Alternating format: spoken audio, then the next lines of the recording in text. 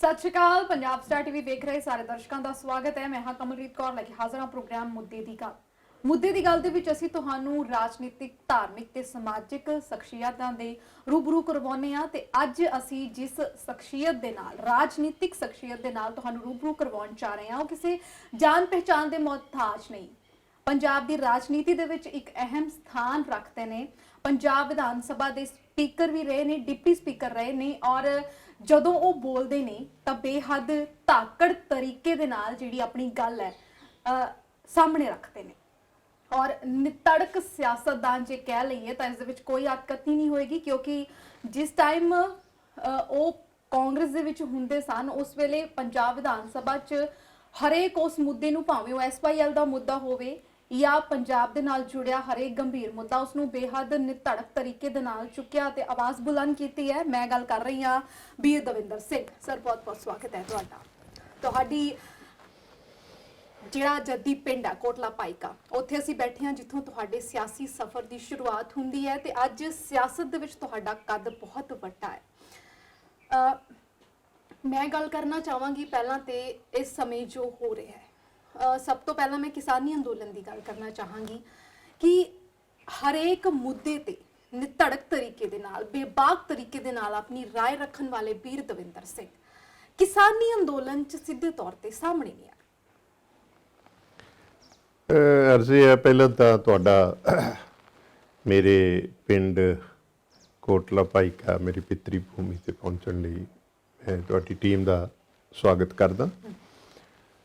दूसरी गल ये है कि किसान अंदोलन विच सिर्फ इन्ना ही है कि मैं ਸਿੰਘੂ ਬਾਰਡਰ या टिकरी ਬਾਰਡਰ ते नज़र नहीं आया या उन्हां दे मंच तो किसानां नूं संबोधन नहीं किया। अदरवाइज मेरी भूमिका बहुत ज़्यादा है।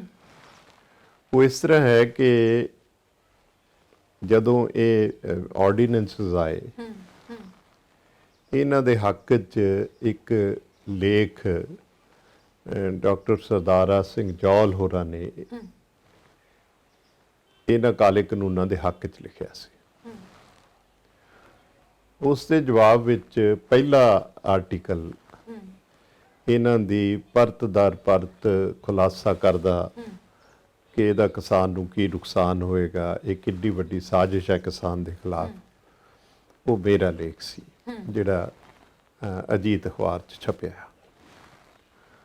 ਉਸ ਤੋਂ ਬਾਅਦ MSP ਤੇ ਮੇਰੀ ਪਹਿਲੀ ਵੀਡੀਓ ਆਈ ਕਿ MSP ਖਤਮ ਹੋ ਚੁੱਕੀ ਹੈ ਔਰ ਇਹ ਤਿੰਨੇ ਜਿਹੜੇ ਆਰਡੀਨੈਂਸ ਸੀ ਉਹ ਮੈਂ ਇੱਕ ਇੱਕ ਸਤਰ ਉਹਨਾਂ ਦੀ ਪੜ੍ਹੀ, ਉਹਨਾਂ ਦੇ ਨੁਆਂਸਸ ਨੂੰ ਸਮਝਿਆ ਔਰ ਉਹਦੇ ਬਾਰੇ ਆਪਣੀਆਂ ਇੰਟਰਵਿਊਜ਼ ਆਪਣੇ ਵਿਚਾਰ ਜਿਹੜੇ ਸੀ ਉਹ ਦਿੱਤੇ ਔਰ ਲਗਾਤਾਰ ਉਹਨਾਂ ਬਾਰੇ ਮੈਂ ਲਿਖਦਾ ਰਿਹਾ, ਸੋਸ਼ਲ ਮੀਡੀਆ 'ਚ ਵੀ, ਫੇਸਬੁੱਕ ਤੇ ਵੀ, ਅਖਬਾਰਾਂ 'ਚ ਵੀ।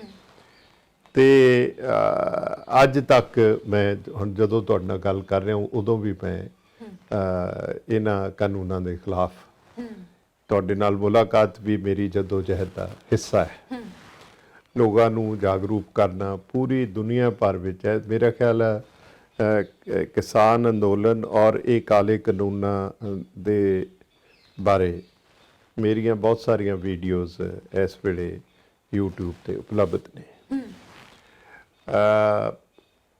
ਅਸੀਂ ਇੱਕ ਕੌਨਸ਼ੀਅਸ ਡਿਸੀਜ਼ਨ ਲਿਆ ਸ਼੍ਰੋਮਣੀ ਅਕਾਲੀ ਦਲ ਡੈਮੋਕ੍ਰੈਟਿਕ ਨੇ ਸਰਦਾਰ ਸੁਖਦੇਵ ਸਿੰਘ ਢੀਂਡਸਾ ਦੀ ਅਗਵਾਈ 'ਚ, ਕਿਉਂਕਿ ਕਿਸਾਨ ਜਥੇਬੰਦੀਆਂ ਇਸ ਗੱਲ ਤੋਂ ਗੁਰੇਜ਼ਾਂ ਸੀ ਕਿ ਕੋਈ ਰਾਜਨੀਤਿਕ ਪਾਰਟੀ ਜਾਂ ਰਾਜਨੀਤਿਕ ਪਾਰਟੀਆਂ ਦੇ ਲੀਡਰ ਸਾਡੇ ਮੰਚ ਤੇ ਆ ਕੇ ਸਾਡੇ ਅੰਦੋਲਨ ਦਾ ਨਜਾਇਜ਼ ਫਾਇਦਾ ਨਾ ਉਠਾਉਣ, ਇਸ ਨੂੰ ਕੋਈ ਸਿਆਸੀ ਰੰਗਤ ਨਾ ਦੇਣ। ਅਸੀਂ ਵੀ ਚਾਹੁੰਦੇ ਸੀ ਵੀ ਇਹ ਜਿਹੜਾ ਅੰਦੋਲਨ ਹੈ ਇਹ ਨਿਰੋਲ ਕਿਸਾਨ ਅੰਦੋਲਨ ਰਵੇ, ਇਹਦੀ ਅਗਵਾਈ ਕਿਸਾਨ ਜਥੇਬੰਦੀਆਂ ਦੇ ਹੱਥ ਵਿੱਚ ਹੀ ਰਹੇ, ਕੋਈ ਰਾਜਨੀਤਿਕ ਪਾਰਟੀ ਇਸ ਨੂੰ ਹਥਿਆਉਣ ਦੀ ਕੋਸ਼ਿਸ਼ ਨਾ ਕਰੇ। ਇਸ ਕਰਕੇ ਅਸੀਂ ਸ਼ੁਰੂ ਤੋਂ ਹੀ ਆਪਣਾ ਹਰ ਕਿਸਮ ਦਾ ਸਮਰਥਨ ਕਿਸਾਨ ਅੰਦੋਲਨ ਨੂੰ ਦਿੱਤਾ। ਉਹਨਾਂ ਦੇ ਕਿਸੇ ਵੀ ਮਾਮਲੇ ਤੇ ਅਸੀਂ ਕਦੇ ਕਿੰਤੂ ਪ੍ਰੰਤੂ ਨਹੀਂ ਕੀਤਾ। ਇੱਥੇ ਤੱਕ ਕਿ ਇਹਨਾਂ ਤਿੰਨਾਂ ਆਰਡੀਨੈਂਸਸ ਦੇ ਖਿਲਾਫ ਪਹਿਲੀ ਡਿਟੇਲ ਲੈਟਰ ਜਿਹੜਾ ਹੈ ਉਹ ਸਰਦਾਰ ਸੁਖਦੇਵ ਸਿੰਘ ਢੀਂਡਸਾ ਮੈਂਬਰ ਪਾਰਲੀਮੈਂਟ ਵੱਲੋਂ ਉਹ ਵੀ ਸਾਡੇ ਵੱਲੋਂ ਪ੍ਰਾਈਮ ਮਿਨਿਸਟਰ ਨੂੰ ਲਿਖਿਆ ਗਿਆ, ਜਿਹਦੇ 'ਚ ਅਸੀਂ ਉਹਦੇ ਸਾਰੇ ਜਿਹੜੇ ਪ੍ਰੋਵੀਜ਼ਨ ਸੀ ਐਂਟੀ ਫਾਰਮਰਸ ਪ੍ਰੋਵੀਜ਼ਨਸ ਉਹਨਾਂ ਦੇ ਇਤਰਾਜ਼ ਉਠਾਇਆ, ਮੰਗ ਕੀਤੀ ਕਿ ਇਹ ਰੱਦ ਹੋਣੇ ਚਾਹੀਦੇ ਨੇ, ਇਹਨੂੰ ਸੀਰੀਅਸਲੀ ਰਿਵਿਊ ਕਰੋ। ਸੋ ਇਸ ਵਾਸਤੇ ਇਹ ਕਹਿਣਾ ਉਚਿਤ ਨਹੀਂ ਹੋਏਗਾ ਕਿ ਅਸੀਂ ਇਸ ਮੋਰਚੇ ਤੋਂ ਬਾਹਰ। ਮੈਨੂੰ ਇਹ ਦੱਸਣ ਵਿੱਚ ਖੁਸ਼ੀ ਤੇ ਗੌਰਵ ਮਹਿਸੂਸ ਹੋ ਰਿਹਾ ਹੈ ਕਿ ਜਿਸ ਪਿੰਡ ਵਿੱਚ ਤੁਸੀਂ ਬੈਠੇ ਹੋ, ਕੋਟਲਾ ਭਾਈਕਾ ਸਾਡਾ ਨਿੱਕਾ ਜਿਹਾ ਪਿੰਡ ਹੈ, ਇੱਥੋਂ ਘਰ ਪ੍ਰਤੀ ਬੰਦਾ ਇੱਕ ਸਾਡੀ ਪੂਰੀ ਟਰਾਲੀ ਸਿੰਘੂ ਬਾਰਡਰ ਤੇ ਗਈ ਹੋਈ ਹੈ ਔਰ ਸਾਡੇ ਨੌਜਵਾਨ ਜਿਹੜੇ ਨੇ ਉਹ ਸਿੰਘੂ ਬਾਰਡਰ ਤੇ ਬੈਠੇ ਨੇ, ਫੁੱਲ ਪਾਰਟਿਸਿਪੇਸ਼ਨ ਆ। ਜੇ ਤੁਸੀਂ ਧਿਆਨ ਨਾਲ ਦੇਖੋਗੇ ਤੇ ਮੇਰੇ ਇਸ ਘਰ ਦੀ ਜਿਹੜੀ ਪਾਣੀ ਦੀ ਟੈਂਕੀ ਹੈ ਸਭ ਤੋਂ ਉੱਚਾ ਝੰਡਾ ਕਿਸਾਨ ਯੂਨੀਅਨ ਦਾ ਮੇਰੇ ਇੱਥੇ ਸੇਵਾ ਸਦਨ ਲੱਗਿਆ ਹੋਇਆ, ਪਟਿਆਲੇ ਵੀ ਲਹਿਰਾ ਰਿਹਾ। ਇਸ ਕਰਕੇ ਕੋਈ ਦੁਚਿੱਤੀ ਨਹੀਂ ਹੈ, ਅਸੀਂ ਬੁਨਿਆਦੀ ਤੌਰ ਤੇ ਕਿਸਾਨ ਹਾਂ। ਦੋ ਚੀਜ਼ਾਂ ਜਿਹੜੀਆਂ ਮੈਨੂੰ ਜਨਮ ਲੈਣ ਵੇਲੇ ਹੀ ਮੇਰੀ ਵਿਰਾਸਤ 'ਚ ਪਈਆਂ, ਉਹ ਇੱਕ ਤਾਂ ਹੈਗਾ ਮੇਰਾ ਧਰਮ, ਹਾਂਜੀ, ਤੇ ਜਦੋਂ ਮੇਰਾ ਨਾਮਕਰਨ ਹੋਇਆ। ਦੂਸਰਾ ਮੈਂ ਕਿਸਾਨ ਦੇ ਘਰ ਪੈਦਾ ਹੋਇਆ। ਸੋ ਇਹ ਜਿਹੜੀ ਮਿੱਟੀ ਹੈ, ਜਿਹੜੇ ਖੇਤ ਨੇ, ਜਿਹੜੇ ਰੁੱਖ ਨੇ, ਇਹ ਮੈਨੂੰ ਸਾਰਾ ਕੁਝ ਵਿਰਾਸਤ 'ਚ ਮਿਲਿਆ। ਇਹ ਪੰਛੀਆਂ ਦੀ ਚਹਿਚਹਾਟ, ਇਹ ਸਾਰਾ ਕੁਝ ਮੇਰੇ ਕੰਨਾਂ ਵਿੱਚ ਪਿਛਲੇ 70-71 ਵਰਿਆਂ ਤੋਂ ਗੂੰਜ ਰਹੀ ਹੈ ਤੇ ਮੇਰੀ ਹਯਾਤੀ ਜਿਹੜੀ ਹੈ ਉਹ ਇਹਨਾਂ ਤੋਂ ਜੁਦਾ ਨਹੀਂ ਹੋ ਸਕਦੀ। It is ਇਨਸੈਪਰੇਬਲ। ਸੋ ਮੈਂ ਉਸ এনवायरमेंट 'ਚ ਪਲਿਆ। ਮੈਂ ਖੇਤੀ ਦੇ ਸਾਰੇ ਧੰਦੇ ਆਪਣੇ ਹੱਥੀਂ ਕੀਤੇ ਨੇ, ਹਲ ਵੀ ਵਾਹਿਆ, ਪੱਠੇ ਵੀ ਵੱਢੇ ਨੇ, ਮੱਝੀਆਂ ਵੀ ਚਾਰੀਆਂ, ਧਾਰਾਂ ਵੀ ਕੱਢੀਆਂ, ਟਰੈਕਟਰ ਵੀ ਚਲਾਏ। ਮਤਲਬ ਜਦੋਂ ਸਾਡੀ ਰਵਾਇਤੀ ਖੇਤੀ ਹੁੰਦੀ ਸੀ, ਰਵਾਇਤੀ ਖੇਤੀ ਤੋਂ ਲੈ ਕੇ ਤੇ ਆਧੁਨਿਕ ਖੇਤੀ ਤੱਕ ਸਾਰੇ ਕੰਮ ਵੀਰ ਦਵਿੰਦਰ ਸਿੰਘ ਨੇ ਇਹਨਾਂ ਹੱਥਾਂ ਨਾਲ ਕੀਤੀ ਔਰ ਰਾਜਨੀਤੀ ਦੇ ਵਿੱਚ ਤੁਸੀਂ ਆਪਣੀ ਇੱਕ ਵੱਖਰੀ ਜਿਹੜੀ ਪਹਿਚਾਣ, ਰਾਜਨੀਤੀ ਕੀਤੀ, ਪੜ੍ਹਾਈ ਕੀਤੀ, ਲੀਡਰਸ਼ਿਪ ਕੀਤੀ, ਵਿਦਿਆਰਥੀਆਂ ਦਾ ਲੀਡਰ ਰਿਹਾ, ਆਲ ਇੰਡੀਆ ਸਿੱਖ ਸਟੂਡੈਂਟ ਫੈਡਰੇਸ਼ਨ ਦਾ ਪ੍ਰੈਜ਼ੀਡੈਂਟ ਰਿਹਾ। ਇਸ ਹਲਕੇ 'ਚ ਮੈਂ ਇਸ ਪਿੰਡ ਦਾ ਪੰਚ, ਸਰਪੰਚ, ਚੇਅਰਮੈਨ ਬਲਾਕ ਸੰਮਤੀ ਦਾ, ਔਰ ਫਿਰ ਇਸ 1980 'ਚ ਇਸ ਹਲਕੇ ਤੋਂ ਮੈਂ ਨੁਮਾਇੰਦਾ ਚੁਣਿਆ ਗਿਆ।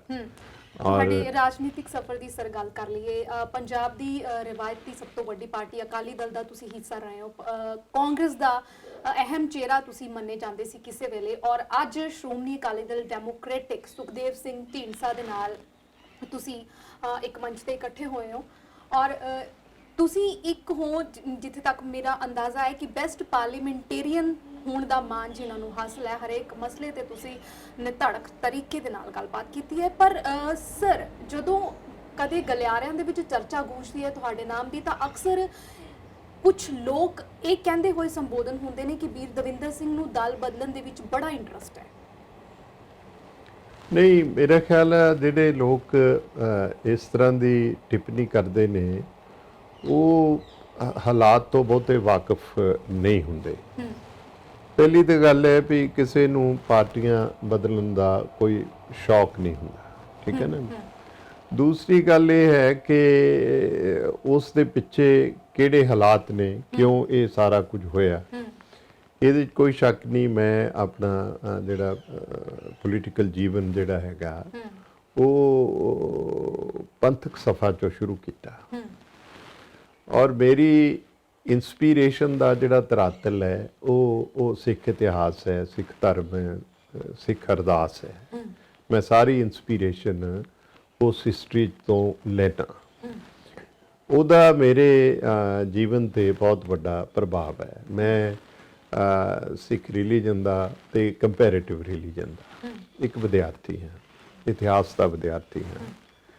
ਲਗਾਤਾਰ ਅਧਿਐਨ ਕਰਦਾ, ਖੋਜ ਵੀ ਕਰਦਾ।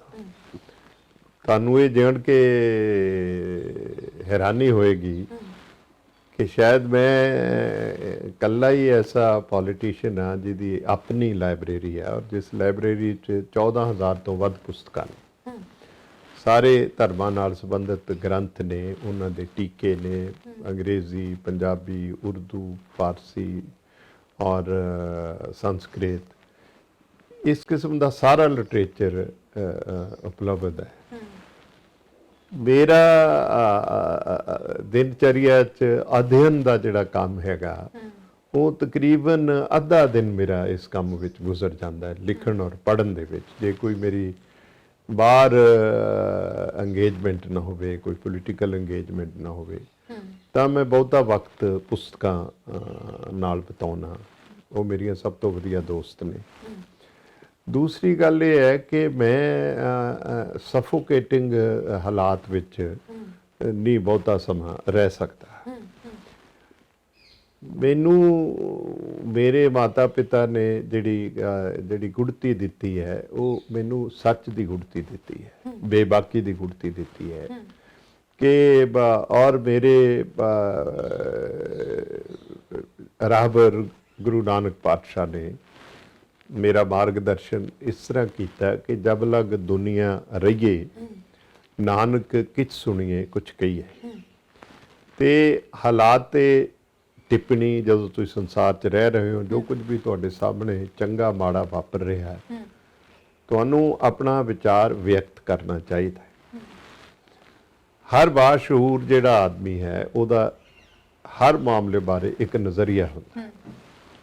ਇਹ ਜ਼ਰੂਰੀ ਨਹੀਂ ਹੈ ਕਿ ਸਾਰੇ ਲੋਕ ਤੁਹਾਡੇ ਨਜ਼ਰੀਏ ਨਾਲ ਸਹਿਮਤ ਹੋਣ, ਪਰ ਬਾਸ਼ਊਰ ਆਦਮੀ ਜਿਹੜਾ ਹੈਗਾ ਉਹ ਆਪਣਾ ਨਜ਼ਰੀਆ ਕਾਇਮ ਕਰਨ ਤੋਂ ਬਿਨਾਂ ਵੀ ਨਹੀਂ ਰਹਿ ਸਕਦਾ। ਜਦੋਂ ਤੁਸੀਂ ਆਪਣਾ ਨਜ਼ਰੀਆ ਪ੍ਰਗਟ ਕਰਦੇ ਹੋ ਤਾਂ ਕੁਝ ਲੋਕ ਉਹਨੂੰ ਪਸੰਦ ਵੀ ਨਹੀਂ ਕਰਦੇ। ਮੈਨੂੰ ਇਹ ਗੱਲ ਕਹਿਣ 'ਚ ਕੋਈ ਸੰਕੋਚ ਨਹੀਂ ਹੈ ਕਿ ਮੈਂ ਬਹੁਤ ਲੰਮਾ ਸਮਾਂ ਡਾਇਸੈਂਟ ਦੀ ਜਿਹੜੀ ਆਵਾਜ਼ ਉਹ ਬਣ ਕੇ ਵਿਚਰਿਆ ਰਾਜਨੀਤੀ ਵਿੱਚ, ਹਾਂਜੀ, ਔਰ ਜਿਹੜੀ ਸਥਾਪਤੀ ਦਾ ਵਿਰੋਧ ਕੀਤਾ ਹੈਗਾ, ਐਸਟੈਬਲਿਸ਼ਮੈਂਟ ਦਾ। ਮੇਰਾ ਰਵੱਈਆ ਐਂਟੀ ਐਸਟੈਬਲਿਸ਼ਮੈਂਟ ਰਿਹਾ ਔਰ ਮੇਰੀ ਸੁਰ ਵਿਦਰੋਹੀ ਰਹੀ ਹੈ। ਅੱਛਾ, ਵਿਦਰੋਹੀ ਸੁਰ ਹੋਣ ਦਾ ਇੱਕ ਕਾਰਨ ਇਹ ਵੀ ਹੈ ਕਿ ਜਦੋਂ ਤੁਸੀਂ ਪੁਸਤਕਾਂ ਪੜ੍ਹਦੇ ਹੋ ਨਾ, ਪੁਸਤਕਾਂ ਗਿਆਨ ਦੇ ਭੰਡਾਰ ਨੇ।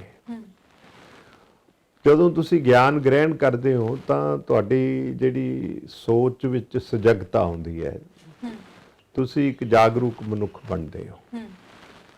ਤੇ ਤੁਹਾਡੀ ਜਾਗਰੂਕਤਾ ਬੇਮਾਨਾ ਹੈ ਜੇ ਤੁਸੀਂ ਜੋ ਕੁਝ ਗਲਤ ਹੋ ਰਿਹਾ ਹੈ ਉਹਦੇ ਤੇ ਟਿੱਪਣੀ ਨਹੀਂ ਕਰਦੇ ਔਰ ਆਪਣੀ ਪੋਜੀਸ਼ਨ ਇਖਤਿਆਰ ਨਹੀਂ ਕਰਦੇ। ਇਸ ਵਾਸਤੇ ਮੈਂ ਕਾਂਗਰਸ 'ਚ ਰਹਿੰਦੇ ਹੋਏ ਵੀ ਜਿੱਥੇ ਕਿਤੇ ਗਲਤ ਗੱਲ ਹੋਈ ਹੈ ਉਹਦਾ ਵਿਰੋਧ ਕੀਤਾ ਹੈ। 2002 'ਚ ਮੈਂ ਖਰੜ ਤੋਂ MLA ਸੀਗਾ ਔਰ ਡਿਪਟੀ ਸਪੀਕਰ ਸੀ। ਜਿਹੜੇ ਕੋਈ ਕਰਪਸ਼ਨ ਦੇ ਮਾਮਲੇ ਮੇਰੀ ਦ੍ਰਿਸ਼ਟੀ 'ਚ ਆਏ, ਜਿਹਦੇ 'ਚ ਭਾਵੇਂ ਕਿਸੇ ਮਿਨਿਸਟਰ ਦੀ ਇਨਵੋਲਵਮੈਂਟ ਸੀ, ਚਾਹੇ ਮੁੱਖ ਮੰਤਰੀ ਕੈਪਟਨ ਅਮਰਿੰਦਰ ਸਿੰਘ ਦੀ ਸੀ, ਮੈਂ ਉਹ ਮਾਮਲੇ ਬੇਬਾਕੀ ਨਾਲ ਤਰਕ ਔਰ ਦਲੀਲ ਦੇ ਨਾਲ ਅਸੈਂਬਲੀ 'ਚ ਉਠਾਏ, ਔਨ ਰਿਕਾਰਡ ਉਠਾਏ, ਔਰ ਉਹਦਾ ਇਸ ਹੱਦ ਤੱਕ ਪਿੱਛਾ ਕੀਤਾ ਕਿ ਕੈਪਟਨ ਅਮਰਿੰਦਰ ਸਿੰਘ ਨੂੰ ਅਸੈਂਬਲੀ ਦੀ ਮੈਂਬਰਸ਼ਿਪ ਤੋਂ ਹੱਥ ਧੋਣੇ ਪਏ। ਉਹਨਾਂ ਦੇ ਖਿਲਾਫ ਪਰਚਾ ਦਰਜ ਹੋਇਆ, ਹਾਂਜੀ। ਔਰ ਜਦੋਂ ਬਾਦਲਾਂ ਦਾ ਔਰ ਅਮਰਿੰਦਰ ਸਿੰਘ ਦਾ ਕਰਪਸ਼ਨ ਦੇ ਮਾਮਲਿਆਂ ਤੇ ਸਮਝੌਤਾ ਹੋ ਗਿਆ ਕਿ ਤੂੰ ਮੇਰਾ ਮੁੱਲਾ ਭਗੋ, ਮੈਂ ਤੇਰਾ ਹਾਜੀ ਭਗੋ, you scratch my back, I will scratch your back, ਮੈਂ ਉਸ ਦਾ ਵੀ ਵਿਰੋਧ ਕੀਤਾ। ਬਾਦਲਾਂ ਦੇ ਖਿਲਾਫ ਕਰਪਸ਼ਨ ਦੇ ਵੱਡੇ ਮਾਮਲੇ ਅਮਰਿੰਦਰ ਸਿੰਘ ਨੇ ਦਰਜ ਕੀਤੇ 2002 ਚ, ਤੇ ਉਹ ਦਫਨ ਵੀ ਅਮਰਿੰਦਰ ਸਿੰਘ ਨੇ ਕੀਤੇ। ਅਮਰਿੰਦਰ ਸਿੰਘ ਨੇ ਹੀ ਗਵਾਹ ਬੁਕਰਾਏ, ਜਿਹੜੇ ਉਹਨਾਂ ਦੇ ਖਿਲਾਫ ਗਵਾਹ ਸੀ, ਜਿਹੜੇ ਪ੍ਰੋਸੀਕਿਊਟਰ ਸੀ ਜਾਂ ਜਿਹੜੇ ਤਫਤੀਸ਼ੀ ਸੀ, ਉਹ ਅਮਰਿੰਦਰ ਸਿੰਘ ਦੇ ਖਾਸ ਬੰਦੇ ਸੀ, ਜਿਨ੍ਹਾਂ ਵਿੱਚੋਂ ਅੱਜ ਇੱਕ DGP ਵਿਜੀਲੈਂਸ ਹੈ, ਹਾਂਜੀ। ਉਹ ਬੰਦੇ ਅਦਾਲਤਾਂ 'ਚ ਮੁੱਕਰ ਗਏ ਵੀ ਅਸੀਂ ਤਾਂ ਪਰਚਾ ਨਹੀਂ ਦਰਜ ਕੀਤਾ, ਅਸੀਂ ਤਾਂ ਚਲਾਨ ਜਿਹੜੇ ਨੇ ਉਹਨਾਂ ਨੂੰ ਤਸਦੀਕ ਹੀ ਨਹੀਂ ਕੀਤਾ। ਔਰ ਇਹ ਪਹਿਲੀ ਵਾਰੀ ਹੋਇਆ ਪੰਜਾਬ 'ਚ ਕਿ ਜਦੋਂ ਇਹ ਮੁੱਕਰ ਗਏ, ਸਾਰੇ ਤਫਤੀਸ਼ੀ ਮੁੱਕਰ ਗਏ ਔਰ ਸੁਪਰਵਾਈਜ਼ਰ ਮੁੱਕਰ ਗਿਆ, ਤੇ ਅਦਾਲਤ ਕੋਲ ਕੋਈ ਚਾਰਾ ਨਾ ਰਿਹਾ, ਉਹਨੇ ਬਾਦਲਾਂ ਨੂੰ ਤਾਂ ਬਰੀ ਕਰਤਾ, ਪਰ ਤਫਤੀਸ਼ੀਆਂ ਦੇ ਖਿਲਾਫ ਪਰਜਰੀ ਦਾ ਮੁਕੱਦਮਾ ਦਰਜ ਕਰਤਾ। ਇਹ ਪਹਿਲੀ ਵਾਰੀ ਹੋਇਆ। ਜਿਹੜਾ ਹੁਣ ਵਿਜੀਲੈਂਸ ਚੀਫ ਆ ਹੀ ਫੇਸਡ ਪ੍ਰੋਸੀਕਿਊਸ਼ਨ ਫਾਰ ਪਰਜਰੀ। ਇਹ ਠੀਕ ਆ, ਬਾਅਦ ਚੋਂ ਹਾਈ ਕੋਰਟ ਤੋਂ ਜਾ ਕੇ ਬਰੀ ਹੋ ਗਏ, ਪਰ ਇਹ ਸੱਚ ਤਾਂ ਕਾਗਜ਼ਾਂ ਦੀਆਂ ਤਹਿਾਂ 'ਚ ਪਿਆ ਕਿ ਅਦਾਲਤ ਨੇ ਮਜਬੂਰ ਹੋ ਕੇ ਉਹਨਾਂ ਦੇ ਖਿਲਾਫ ਪਰਜਰੀ ਦਾ ਪਰਚਾ ਦਰਜ ਕਰਵਾਇਆ ਹੈ ਜੀ। ਤੇ ਉਹ ਮੈਂ ਜਦੋਂ ਅਮਰਿੰਦਰ ਸਿੰਘ ਤੇ ਪਰਚੇ ਦਰਜ ਕੀਤੇ, ਫਿਰ ਬਾਦਲਾਂ ਨੇ ਉਹ ਪਰਚੇ ਜਿਹੜੇ ਸੀ ਉਹ ਬਾਦਲਾਂ ਨੇ ਦਫਨ ਕੀਤੇ ਬਾਅਦ ਚ। ਉਹ ਜਿਹੜੀ FIR ਸੀ ਕਰਪਸ਼ਨ ਦੀ ਹੋਈ, ਉਹਦੇ ਚ ਮੈਂ ਗਵਾਹਾਂ ਵਿੱਚੋਂ ਇੱਕ ਮੈਂ ਗਵਾਹ ਸੀ, ਕਿਉਂਕਿ ਪਰਚਾ ਮੇਰੇ ਸਵਾਲ ਤੇ ਦਰਜ ਹੋਇਆ ਸੀ। ਤੇ ਮੈਂ ਇਸ ਹੱਦ ਤੱਕ ਗਿਆ ਕਿ ਮੈਨੂੰ ਅਮਰਿੰਦਰ ਸਿੰਘ ਨੇ ਮੇਰੇ ਪਾਸ, ਜਿਹੜੇ ਹੁਣ ਐਡਵੋਕੇਟ ਜਨਰਲ ਨੇ, ਇਹਨਾਂ ਨੂੰ ਭੇਜਿਆ ਕਿ ਤੁਸੀਂ ਇੱਕ ਐਫੀਡੇਵਿਟ ਤੇ ਦਸਤਖਤ ਕਰਾ ਕੇ ਅਦਾਲਤ ਦੇ ਦਿਓ, ਜਿਹੜਾ ਕਿ ਸਰੋਸਰ ਝੂਠਾ ਐਫੀਡੇਵਿਟ ਸੀ। ਆਈ ਰਿਫਿਊਜ਼ ਟੂ ਸਾਈਨ ਕਿ ਮੈਂ ਝੂਠਾ ਐਫੀਡੇਵਿਟ ਕਿਉਂ ਦਵਾਂ, ਕਰਪਸ਼ਨ ਦੇ ਹੱਕ 'ਚ ਕਿਉਂ ਭੁਗਤਾਂ, ਮੈਂ ਤਾਂ ਕਰਪਸ਼ਨ ਦੇ ਖਿਲਾਫ ਹਾਂ। ਤੇ ਮੈਨੂੰ ਬੜਾ ਕੁਝ ਕਿਹਾ ਗਿਆ, ਤੁਹਾਡਾ ਟਿਕਟ ਕੱਟ ਦਾਂਗੇ, ਇਹ ਕਰਾਂਗੇ ਉਹ ਕਰਾਂਗੇ। ਮੈਂ ਕਿਹਾ ਜੋ ਮਰਜ਼ੀ ਕਰ ਲਓ, ਮੈਨੂੰ ਨਾ ਟਿਕਟ ਦੀ ਲੋੜ ਆ, ਨਾ ਵਜ਼ੀਰ ਬਣਨਾ ਚਾਹੁੰਦਾ ਮੈਂ, ਲੇਕਿਨ ਮੈਂ ਕਰਪਸ਼ਨ ਨਾਲ ਸਮਝੌਤਾ ਨਹੀਂ ਕਰਾਂਗਾ। ਮੈਂ ਨਹੀਂ ਕੀਤਾ ਤੇ ਹਾਲਾਤ ਗਵਾਹ ਨੇ ਕਿ ਮੇਰਾ ਟਿਕਟ ਵੀ ਕੱਟਤਾ, ਮੈਨੂੰ ਪਾਰਟੀ ਚੋਂ ਵੀ ਕੱਢਤਾ, ਠੀਕ ਹੈ ਨਾ। ਪਰ ਇਹਦੇ ਬਾਵਜੂਦ ਮੈਂ ਅਦਾਲਤ ਨੂੰ ਲਿਖ ਕੇ ਦਿੱਤਾ ਵੀ ਇਹ ਦਫਨ ਕਰਨਾ ਚਾਹੁੰਦੇ ਨੇ, ਕਰਪਸ਼ਨ ਦਾ ਵੱਡਾ ਮਾਮਲਾ, ਮੇਰੇ ਪਾਸ ਸਬੂਤ ਨੇ, ਮੈਂ ਸਬੂਤ ਲੈ ਕੇ ਅਦਾਲਤ 'ਚ ਪੇਸ਼ ਹੋਣਾ ਚਾਹੁੰਦਾ, ਮੈਨੂੰ ਪਾਰਟੀ ਬਣਾਇਆ ਜਾਏ। ਚਲੋ ਉਹ ਮੈਂ ਪੇਸ਼ ਵੀ ਹੋਇਆ, ਮੈਂ ਬਹਿਸ ਵੀ ਆਪ ਕੀਤੀ ਤੇ ਸਬੂਤਾਂ ਦੀ ਪੰਡ ਮੈਂ ਸਿਰ ਤੇ ਚੁੱਕੇ ਅਦਾਲਤ 'ਚ ਪਤਾ ਨਹੀਂ ਕਿੰਨੀ ਕੁ ਵਾਰ ਗਿਆ, ਪਰ ਅਦਾਲਤ ਨੇ ਮੈਨੂੰ ਪਾਰਟੀ ਨਾ ਬਣਾਇਆ। ਕੈਪਟਨ ਅਮਰਿੰਦਰ ਸਿੰਘ ਬਰੀ ਹੋ ਗਏ। ਡਾਢੇ ਨੇ, ਤਕੜੇ ਦਾ 27ਵੀਂ 100 ਹੋ ਜਾਂਦਾ ਨਾ। ਅਸੀਂ ਤੇ ਰੌਲਾ ਪਾਉਣ ਵਾਲੇ ਆ ਹੈ ਜੀ। ਜਿਹੜਾ ਚੌਕੀਦਾਰ ਆ, ਉਹਨੇ ਤਾਂ ਜਦੋਂ ਚੋਰ ਡਾਕਾ ਮਾਰਦਾ ਉਹਨੇ ਰੌਲਾ ਪਾਉਣਾ, ਚੋਰ ਚੋਰ ਚੋਰ ਚੋਰ, ਸਮਝ ਗਏ ਨਾ। ਲੇਕਿਨ ਉਹਦੀ ਇਹ ਡਿਊਟੀ ਨਹੀਂ ਹੈ ਕਿ ਉਹ ਚੋਰਾਂ ਨਾਲ ਧੱਕਾ ਮੁੱਕੀ ਵੀ ਹੋਵੇ। ਜਾਗਣਾ ਪਿੰਡ ਵਾਲਿਆਂ ਨੇ, ਪਿੰਡ ਪੰਜਾਬ ਹੈ। ਸਾਨੂੰ ਚੁਣਿਆ ਸੀ ਚੌਕੀਦਾਰ, ਅਸੀਂ ਚੌਕੀਦਾਰਾਂ ਨਿਭਾਇਆ, ਡਟ ਕੇ ਹੋਕਾ ਦਿੱਤਾ ਵੀ ਇਹ ਡਾਕੂ ਨੇ, ਲੁੱਟ ਰਹੇ ਨੇ ਪੰਜਾਬ ਨੂੰ, ਪੰਜਾਬ ਦੇ ਲੋਕੋ ਜਾਗੋ। ਠੀਕ ਹੈ, ਹੋਰ ਮੈਂ ਜਾਨਣਾ ਚਾਹੁੰਦੀ ਮੈਂ ਖਤਮ ਕਰਾਂ ਇਸ ਗੱਲ ਨੂੰ। ਹੁਣ ਜੇ ਲੋਕ ਨਾ ਜਾਗਣ, ਪੰਜਾਬ ਲੁੱਟਿਆ ਗਿਆ, ਸਾਰੇ ਸੰਸਾਰ ਨੂੰ ਪਤਾ ਕਿ ਪੰਜਾਬ ਲੁੱਟਿਆ ਗਿਆ, ਦੋਵਾਂ ਨੇ ਰਲ ਕੇ ਲੁੱਟ ਲਿਆ, ਠੀਕ ਹੈ ਨਾ ਜੀ। ਤੇ ਫਿਰ ਵੀਰ ਜਵਿੰਦਰ ਸਿੰਘ ਕੀ ਕਰੇ, ਮੈਂ ਤਾਂ ਆਪਦਾ ਚੌਕੀਦਾਰਾ ਨਿਭਾਇਆ। ਨਿਭਾਉਂਦੇ ਨਿਭਾਉਂਦੇ ਨਿਭਾਉਂਦੇ ਰਾਜਨੀਤੀ 'ਚ ਹਾਸ਼ੀਏ ਤੋਂ ਬਾਹਰ ਚਲੇ ਗਏ, ਠੀਕ ਹੈ ਨਾ। ਆਵਾਜ਼ ਹੈ, ਦਮਖਮ ਜਿਹੜਾ ਹੈਗਾ ਉਹ ਕਾਇਮ ਹੈ। ਇਸੇ ਕਰਕੇ ਅੱਜ ਤੁਹਾਡੇ ਰੂਬਰੂ ਗੱਲ ਕਰ ਰਹੇ ਹਾਂ। ਆਮ ਆਦਮੀ ਪਾਰਟੀ ਦੇ ਨਾਲ ਵੀ ਤੁਹਾਡੀਆਂ ਨਜ਼ਦੀਕੀਆਂ ਦੀ ਗੱਲ ਚੱਲੀ ਸੀ, ਕਿਆ ਸਰਾਈਆਂ ਕਿਸੇ ਟਾਈਮ ਲੱਗੀਆਂ ਸਨ ਕਿ ਵੀਰ ਦਵਿੰਦਰ ਸਿੰਘ ਆਮ ਆਦਮੀ ਪਾਰਟੀ ਦੇ ਵਿੱਚ ਆ ਸਕਦੇ ਨੇ, ਪਰ ਇਦਾਂ ਕਿਉਂ ਨਹੀਂ ਹੋ ਸਕਿਆ? ਨਹੀਂ, ਮੇਰੀ ਨਜ਼ਦੀਕੀਆਂ ਤਾਂ ਨਹੀਂ ਹੋ ਰਹੀਆਂ, ਪਰ ਜਦੋਂ ਉਹ ਆਮ ਆਦਮੀ ਪਾਰਟੀ ਹਰਕਤ 'ਚ ਆਈ ਤਾਂ ਮੈਂ ਸਮਝਦਾ ਸੀ ਕਿ ਇੱਕ ਨਵੀਂ ਸਿਚੁਏਸ਼ਨ ਇਵੋਲਵ ਹੋ ਰਹੀ ਹੈ। ਇਹ ਮੈਂ ਅੱਜ ਵੀ ਸਮਝਦਾ ਕਿ ਪੰਜਾਬ ਵਿੱਚ ਇੱਕ ਤੀਸਰਾ ਬਦਲ ਜਿਹੜਾ ਹੈਗਾ, ਉਹ ਮੁਸਬਤ ਤੀਸਰਾ ਬਦਲ ਸਾਹਮਣੇ ਆਉਣਾ ਚਾਹੀਦਾ ਹੈ। ਬਾਦਲ ਪਰਿਵਾਰ ਦੀ ਰਾਜਨੀਤੀ ਨੇ ਪੰਜਾਬ ਦਾ ਬੜਾ ਨੁਕਸਾਨ ਕਰਾਇਆ, ਉਦੋਂ ਕਿਤੇ ਵੱਧ ਨੁਕਸਾਨ ਅਮਰਿੰਦਰ ਸਿੰਘ ਦੀ ਰਾਜਨੀਤੀ ਨੇ ਕੀਤਾ। ਇਹ ਦੋਨੇ ਹੀ ਫਿਊਡਲ ਲਾਰਡਸ ਹੈਗੇ ਨੇ, ਰਾਇਲਸ ਹੈਗੇ ਨੇ, ਦੋਨੇ ਵਪਾਰੀ ਨੇ। ਉਹ ਤਾਂ ਸਿਆਸਤ ਨੂੰ ਆਪਣੇ ਵਪਾਰ ਲਈ ਵਰਤਦੇ ਨੇ, ਜਿਹੜੇ ਆਪਣਾ ਬਾਦਲ ਪਰਿਵਾਰ ਹੈ। ਅਮਰਿੰਦਰ ਸਿੰਘ ਜਦੋਂ ਆਉਂਦਾ ਹੈ, ਉਹ ਮਾਫੀਏ ਜਿਹੜੇ ਨੇ, ਹਰ ਕਿਸਮ ਦੇ ਮਾਫੀਏ, ਉਹਨਾਂ ਨੂੰ ਪ੍ਰੋਟੈਕਸ਼ਨ ਦਿੰਦੇ ਨੇ, ਸਰਗਰਮ ਕਰ ਦਿੰਦੇ ਨੇ। ਉਹ ਮਾਫੀਏ ਜਿਹੜੇ ਨੇ, ਉਹ ਫਿਰ ਉਹਨਾਂ ਦੇ ਬਿਹਾਫ ਤੇ ਪੰਜਾਬ ਨੂੰ ਲੁੱਟਦੇ ਨੇ। ਉਹ ਲੁੱਟ ਦਾ ਵੱਡਾ ਹਿੱਸਾ ਅਮਰਿੰਦਰ ਸਿੰਘ ਕੋਲ ਚਲਿਆ ਜਾਂਦਾ। ਮੋਡਿਸ ਆਪਰੈਂਡੀ ਦੋਨਾਂ ਦੀ ਅਲੱਗ-ਅਲੱਗ ਹੈ, ਹੈਗੇ ਦੋਵੇਂ ਹੀ ਸਿਆਸੀ ਲੁਟੇਰੇ।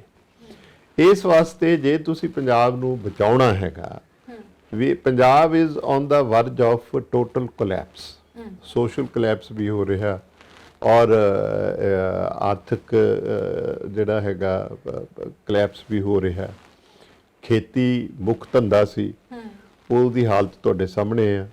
ਏਡੀ ਵੱਡੀ ਐਜੀਟੇਸ਼ਨ, ਜੇ ਲੋਕ ਲੱਖਾਂ ਦੀ ਗਿਣਤੀ 'ਚ ਉੱਥੇ ਪਹੁੰਚੇ ਨੇ, ਤਾਂ ਤੁਸੀਂ ਸਮਝ ਸਕਦੇ ਹੋ ਕਿ ਉਹਨਾਂ ਦੇ ਮਨਾਂ 'ਚ ਕਿੰਨੀ ਵੱਡੀ ਉਪਰਾਮਤਾ ਹੈਗੀ ਆ ਇਸ ਮੁੱਖ ਧੰਦੇ ਤੋਂ, ਕਿਉਂਕਿ ਇਹ ਹੁਣ ਕੋਈ ਲਾਹੇਵੰਦ ਧੰਦਾ ਨਹੀਂ ਰਿਹਾ।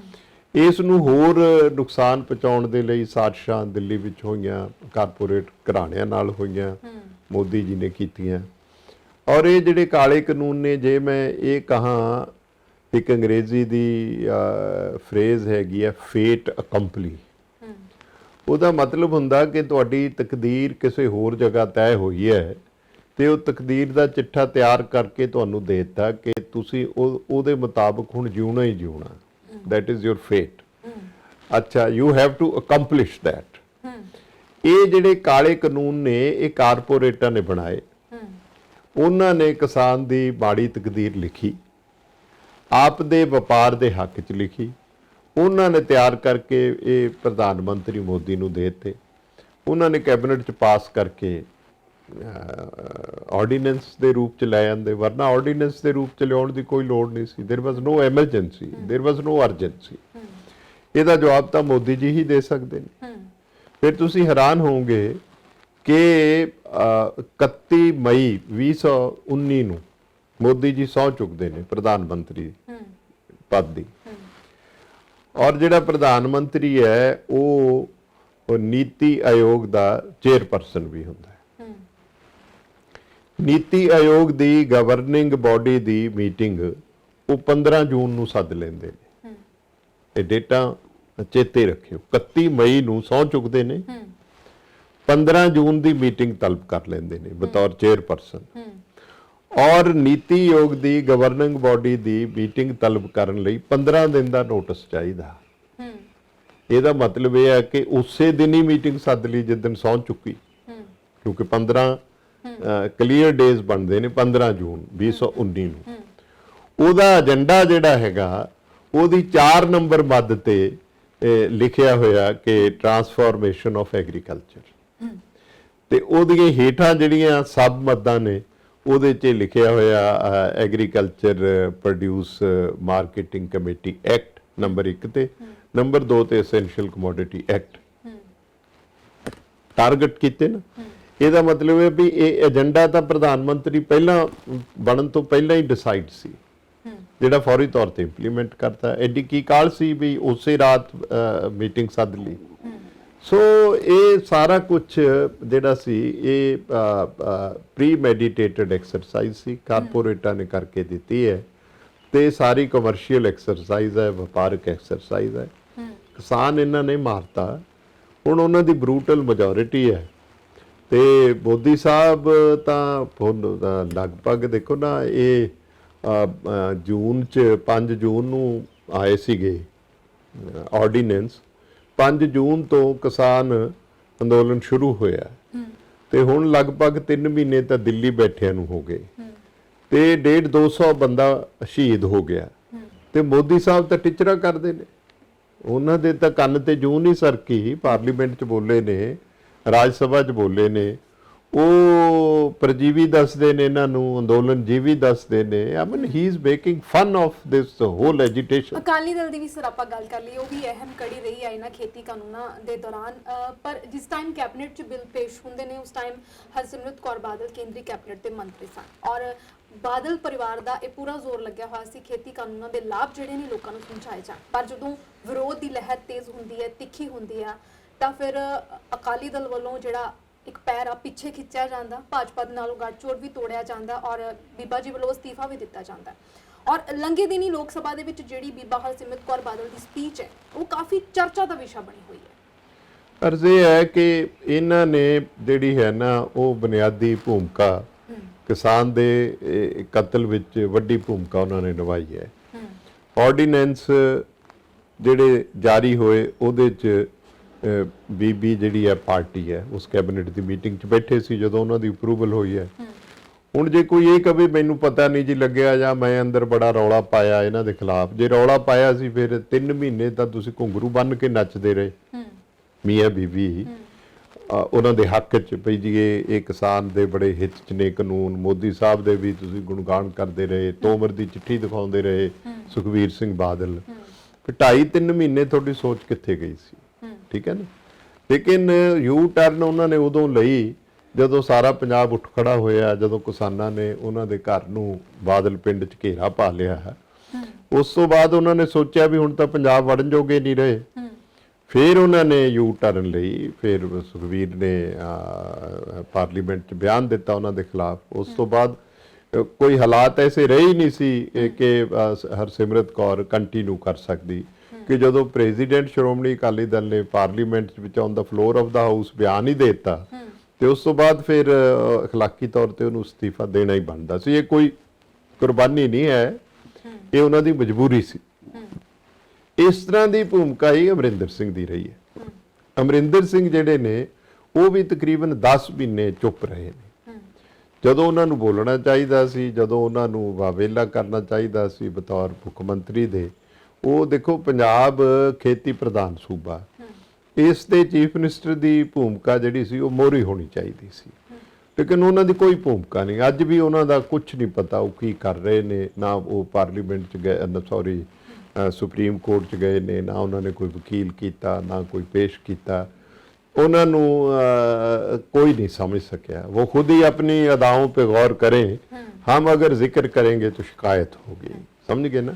अगले कहता वीर दविंदर सिंह ਦੇ ਨਾਲ ਤਾਂ ਸਿਆਸੀ ਰੰਜਿਸ਼ ਹੈਗੀ ਹੈ ਅਮਰਿੰਦਰ ਸਿੰਘ ਦੀ, ਇਸ ਲਈ ਜਦੋਂ ਵੀ ਵੀਰ ਦਵਿੰਦਰ ਸਿੰਘ ਬੋਲਦਾ ਹੈ ਤਾਂ ਉਦੋਂ ਉਹ ਅਮਰਿੰਦਰ ਸਿੰਘ ਨੂੰ ਜ਼ਰੂਰ ਆੜੇ ਹੱਥੀਂ ਲੈਂਦਾ।